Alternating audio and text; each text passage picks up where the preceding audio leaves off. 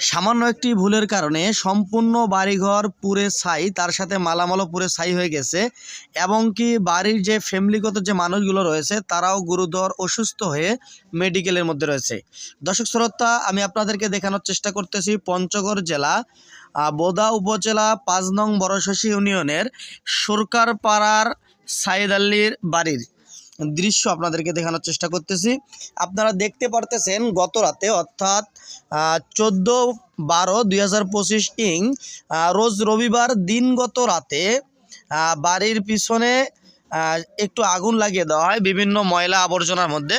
মানে স্থানীয়দের কাছ থেকে আমরা যতটুকু জানতে পেরেছি, বাড়ির পিছনে ময়লা এবং আবর্জনায় আগুন লাগিয়ে দেওয়ার কারণে এই আগুনটি ঘটনাক্রমে বাতাসে উড়ে এসে বাড়ির পিছনে লেগে আস্তে আস্তে পুরো বাড়ি সম্পূর্ণ জ্বলে ছাই হয়ে যায়। পাশাপাশি দুটি গরু সম্ভবত ছিল, একটি ছাগল রয়েছে, সম্পূর্ণ মালামাল পুরো ছাই হয়ে গেছে। আপনাদেরকে দেখানোর চেষ্টা হচ্ছে, আসলে এগুলা ব্লার করে দিতে হচ্ছে কারণ ফেসবুক ইউটিউবের কিছু রুলস রয়েছে। তো আপনারা দেখতে পাচ্ছেন সব কিছু একেবারে ছাই হয়ে গেছে, জ্বলে পড়ে আংরা হয়ে গেছে, কোনো কিছু নেই। পাশাপাশি বাড়ির যে পরিবারের ফ্যামিলির যে লোকগুলো রয়েছে তারাও কিন্তু ঘুমে থাকার কারণে তারা বুঝতে পারে না যে আগুন লেগেছে। এই জন্য তারা দেখা যায় যে ঘর থেকে বের হতে হতে চতুর্দিকে আগুন লেগে যায়।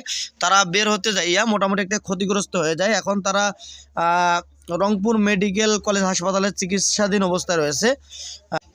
আপনারা দেখতে পাচ্ছেন ঘটনা যেহেতু রাতের বেলা ঘটেছে, সম্পূর্ণ মানুষ আসতে পারে নাই বা তারা দেখতে পারে নাই, যার কারণে সকালবেলা এলাকাবাসী এবং স্থানীয় যারা প্রতিনিধি রয়েছে তারা ভিড় জমাচ্ছে এবং দেখার জন্য বিভিন্ন জন এগুলা ভিডিও করতেছে। হয়তোবা কেউ সোশ্যাল মিডিয়ায় ছাড়বে অথবা কেউ সাহায্য সহযোগিতা করবে। আসলেই আমাদের এখন কর্তব্য তাদের পাশে দাঁড়ানো এবং তাদেরকে সাহায্য সহযোগিতা করা, যেহেতু তারা নিঃস্ব হয়ে গেছে।